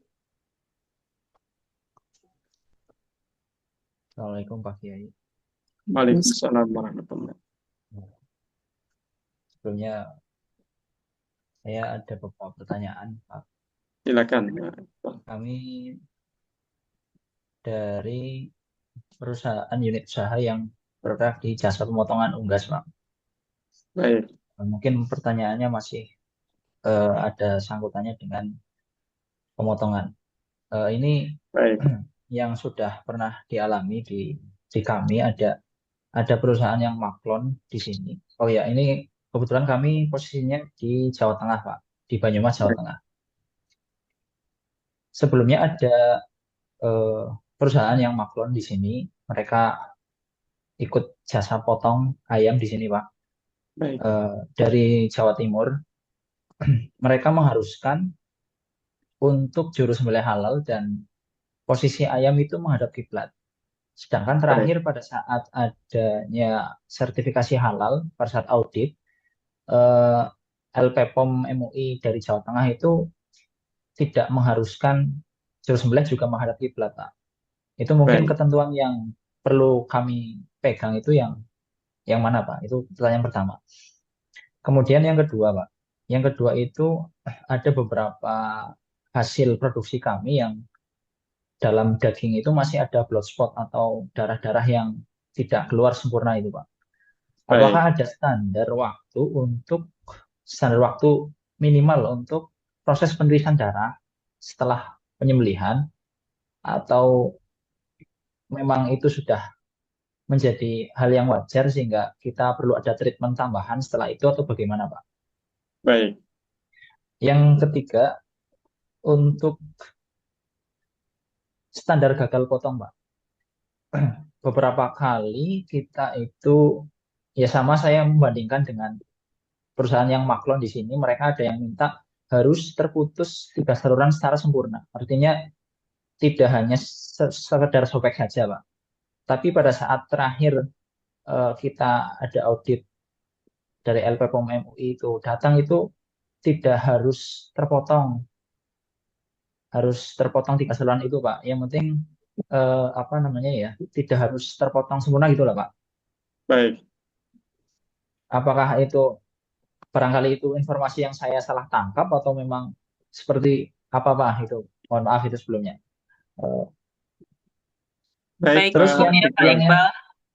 Cukup ya Pak bagaimana? Iqbal, karena masih banyak. Oh, 3 iya. dulu ya. Oh, iya, Masih boleh. banyak penanya. Insya Allah seperti itu dulu, Pak. Ya, silakan Pak Kiai. Baik, tadi Pak Iqbal ya, di perusahaan jasa pemotongan unggas. Pertanyaan yang pertama terkait penyembelih atau juleha, juru penyembelih halalnya ketika proses penyembelihan apakah harus menghadap kiblat? Nah, ini secara fikih tidak harus menghadap kiblat. Artinya menghadap ke arah manapun boleh. Yang penting tadi eh, proses penyembelihannya membaca basmalah dan seterusnya. Adapun menghadap itu tidak menjadi syarat untuk sahnya penyembelihan secara syar'i. Jadi boleh ke arah manapun. Kemudian daging yang masih ada bercak darahnya yang seperti tidak keluar maksimal. Pada intinya kalau sudah disembelih kemudian dibiarkan darah mengalir deras sampai unggas atau binatang tadi mati terdiam, betul-betul sudah dipastikan matinya itu karena sembelihan, maka proses berikutnya adalah pensucian daging dengan dibilas air. Nah, proses pensucian ini harus maksimal, betul-betul disiram secara bersih. Nah, kalau setelah proses maksimal ini kemudian masih ada kelihatan belum maksimal ya, apa belum keluar ya, intinya itu sudah dimakfu, asalkan sudah maksimal proses pembersihannya. Jadi kalau sudah proses dibilas betul, atau misalkan dibiarkan kemudian dibilas, atau misalkan diupayakan dengan air yang panas atau air yang agak panas, kemudian masih tetap kelihatan, ya ya sudah itu hukumnya dimakfu. Dimakfu itu ditolerir atau dimaafkan. Dengan catatan tadi ya sudah diupayakan secara maksimal. Kemudian standar gagal pemotongan, jadi intinya penyayatan itu harus memotong 3 hal dalam leher binatang. Al-mari saluran makanan, al-hulkum saluran pernapasan, dan al-wadajan 2 pembuluh darah. Ini 3-tiganya harus terpotong dan dilakukan dengan sekali sayatan dengan cepat. Nah, kalau itu sudah dilakukan maka dianggap berhasil, tapi kalau ada yang tidak terpotong maka itu dianggap gagal penyembelihan syar'i. Ya, itu Pak Iqbal tadi ya jawabannya. Baik, semoga sudah cukup menjawab ya Pak Iqbal. Ya Bu, terima kasih. Sama-sama Pak. Silakan Pak Hasan. Ini waktunya ini mungkin yang terakhir ya Bu. Waktunya udah. Ternyata saya cek waktunya sampai 30 Pak Ya, Kiai. 14.15 Bu. Oh gitu. Iya, Iya, Izin Bu, ada yang Bu Cahaya paling biasanya penting Bu ya. Pak Yai Oh, sampai Pak Kiai 14.15. ada. Oh ya, baik. Ya, Baik, kalau boleh seterusnya mungkin Pak ini paling Kiai. penting Bu. Satu penanya lagi. Ya, Izin kalau Pak boleh Kiai. Bu, ini Silakan. khusus teman-teman pelaku usaha Bu dalam pengurusan sertifikat halal. Silakan Pak Hasan. Ya. Bu, kalau boleh, Assalamualaikum Pak Kiai. 2 Bu ya, ada satu yang sangat penting mau dikonsultasikan ke Pak Kiai. Silakan. Halo, Ya, silakan Pak Hasan. Sebentar ya Pak, yang izin nanya Pak Kiai. Iya. Silakan Pak. Saya kan dari logistik. Kalau saya lihat alkohol kan itu haram ya, haram. Baik. Sedangkan saya tidak tahu itu di barang itu ternyata alkohol. Waktu pengiriman sudah sampai penerima, ternyata komplain, ternyata itu alkohol bocor. Apakah barang yang saya bawa yang lainnya misalkan itu harus disucikan lagi atau tidak? Soalnya kan saya nggak tahu itu alkohol. Itu aja. Baik, tadi Pak Hasan ya, itu di perusahaan jasa logistik ada kejadian pengiriman alkohol kemudian bocor. Bagaimana dengan barang-barang yang lain yang satu proses pengiriman? Jadi sebenarnya alkohol ini dalam fatwa MUI ada 2 macam Pak. Ada alkohol yang hasil samping industri khamr, itu hukumnya najis dan haram. Kemudian ada alkohol yang bukan hasil samping industri khamr, ini hukumnya suci. Tapi kalau dikonsumsi ada batasannya. Dalam makanan 0,5%, dalam minuman kurang dari 0,5%. Nah, yang alkohol yang bukan hasil samping industri khamr tadi, misalkan alkohol yang didapat dari perusahaan atau pabrik yang hanya memproduksi alkohol, tidak memproduksi minuman yang memabukkan. Nah, itu kalau alkoholnya kategori yang bukan hasil samping industri khamr, ya tidak apa-apa. Artinya terjadi kebocoran tadi, ya tidak masalah karena itu kategorinya suci. Nah, tapi kalau alkoholnya itu sudah dipastikan dari pabrik yang memproduksi minuman yang memabukkan, ya itu alkoholnya najis. Artinya ketika kejadian seperti tadi ya otomatis barang-barang yang terkena alkohol tadi juga terkontaminasi najis, artinya harus disucikan. Termasuk armadanya ya, armada pengangkutnya juga ketika terkena bocoran alkohol yang hasil samping industri khamr tadi, ya otomatis harus disucikan dengan air. Ya, itu jawabannya Pak Hasan. Kalau alkoholnya bukan hasil samping industri khamr, ya tidak masalah, tidak apa-apa. Karena itu Ini suci. alkoholnya yang kamar yang industri misalkan kayak gitu, dia Industri kesehatan tidak masalah. Artinya dia kalau bukan alkohol produksi.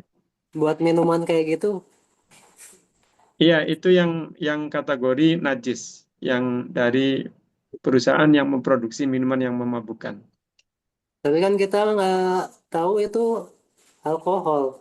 Misalkan di mobilnya sudah tidak ada bau, tidak ada basah, kan Iya, itu waktu kalau akhirnya tahu bahwa itu adalah alkohol minuman yang memabukkan, ya walaupun sudah kering apa, tetap armadanya itu secara aturan ya harus disucikan, disiram dengan air, dibersihkan armadanya itu ya. Kalau memang kalau betul itu ragu-ragu alkohol yang misalkan Pak, bocornya itu minuman yang memabukkan itu, khamrnya. kalau ragu-ragu misalkan eh, bocornya itu di pengirim, takutnya gitu.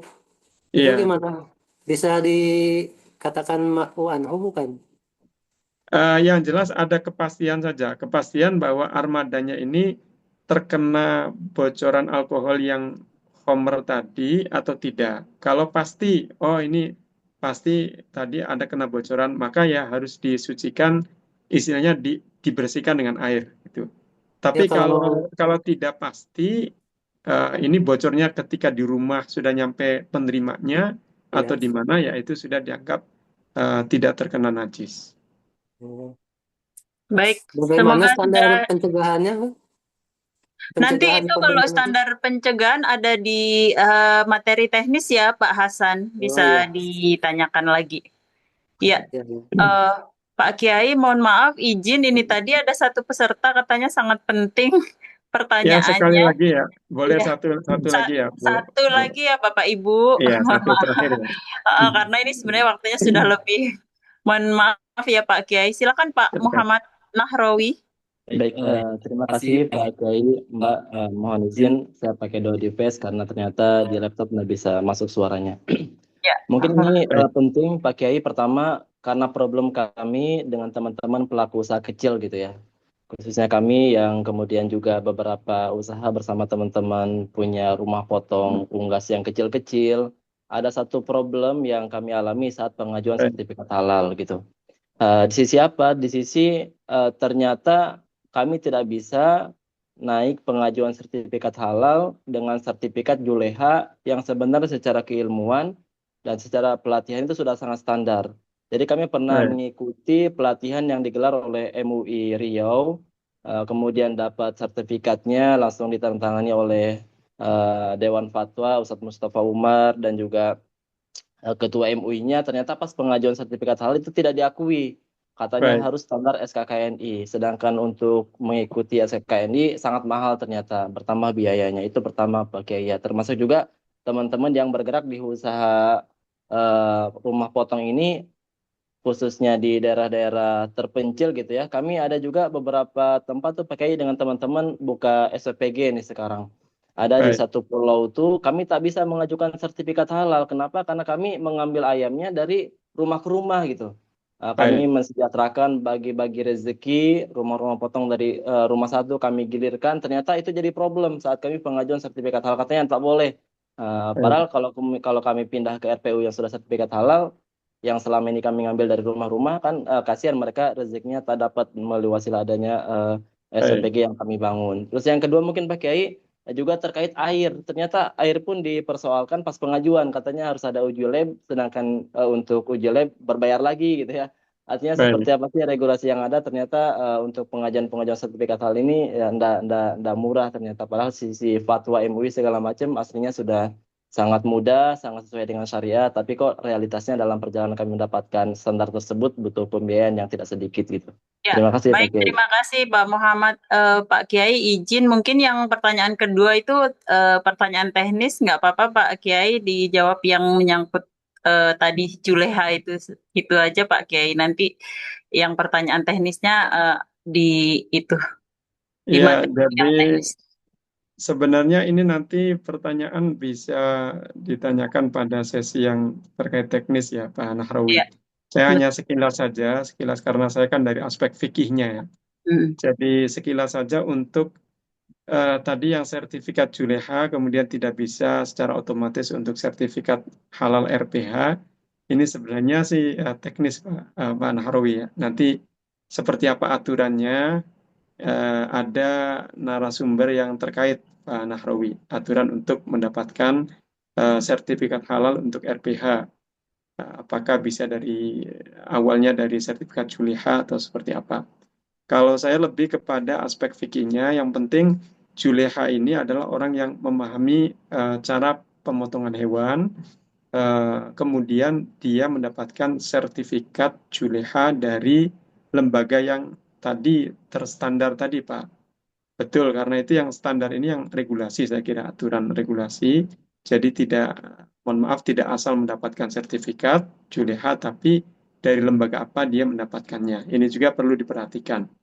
Nah, kemudian yang kedua terkait dengan rumah potong unggas atau rumah potong hewan juga yang perlu diperhatikan adalah tadi terkait dengan apa setelah proses itu kemudian ada proses pensucian terhadap daging. Jadi kalau proses penyembelihannya sudah sesuai dengan koridor syar'i, tahap berikutnya adalah mensucikan daging. Karena daging ini masih ada najisnya, ada darahnya, ada kotorannya, dan lain sebagainya.